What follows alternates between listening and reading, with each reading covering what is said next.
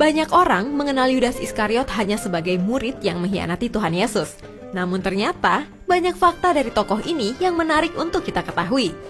Yang pertama, arti nama Yudas Iskariot. Namanya dalam bahasa Ibrani disebut Yehuda Iskariot. Dalam bahasa Yunani disebut Iodas, anak Simon Iskariot, Yohanes 6 ayat 71. Nama Yudas sendiri memiliki 3 arti berbeda. Pertama, orang yang berasal dari daerah Keriot. Kedua, orang Sika atau pembawa belati yang merupakan sebuah sekte Yahudi yang fanatik. Dan yang terakhir, diambil dari bahasa Aram yaitu orang yang hidup berpura-pura atau pengkhianat. Yang kedua, asal Yudas Iskariot. Yudas Iskariot berasal dari Keriot, sebuah kota yang terletak di sebelah selatan Yudea. Yudas menjadi satu-satunya murid Yesus yang bukan berasal dari Galilea. Yang ketiga, Yudas merupakan salah satu dari murid utama Tuhan Yesus. Murid-murid Yesus terbagi dalam beberapa kelompok, seperti kumpulan 120 murid, Kisah 1 ayat 15, 70 murid, Lukas 10 ayat 1, dan 12 murid utama, Lukas 6 ayat 13, yang merupakan para rasul. Yudas menjadi salah satu dari 12 murid utama tersebut. Yang keempat, selama 3 tahun lebih hidup bersama Tuhan Yesus.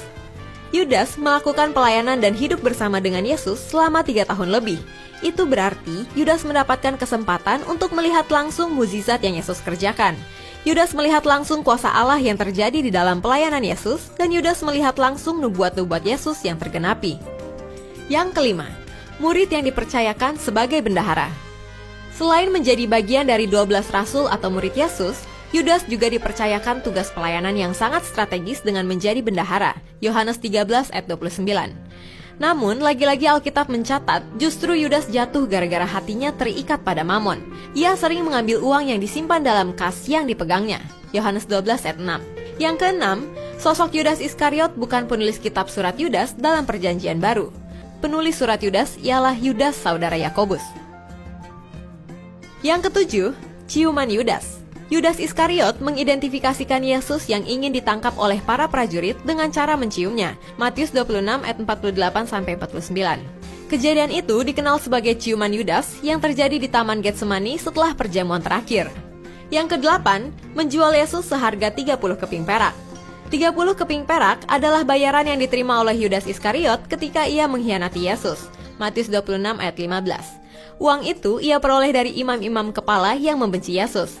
Setelah Yudas menjual Yesus, ia menyesal dan mengembalikan uang tersebut kepada para imam kepala. Selanjutnya, imam kepala menggunakan uang tersebut untuk membeli sebidang tanah yang kemudian disebut tanah darah. Kisah Para Rasul 27 ayat 7-8. Yang kesembilan, tokoh yang kontroversial. Sepanjang sejarah gereja, Yudas Iskariot telah menjadi tokoh kontroversial. Yang kesepuluh, kematian tragis Yudas Iskariot. Cerita mengenai kematian Yudas Iskariot sangatlah mengerikan. Setelah Yudas menjual Yesus, ia sangat menyesali perbuatannya, namun tidak bertobat. Yudas melampiaskan penyesalannya dengan cara gantung diri. Matius 27 ayat 5. Setelah itu, tubuhnya terlepas dari tiang gantungan dan jatuh tertelungkup, perutnya terbelah sampai isi perutnya tertumpah keluar. Kisah Para Rasul 1 ayat 18-19.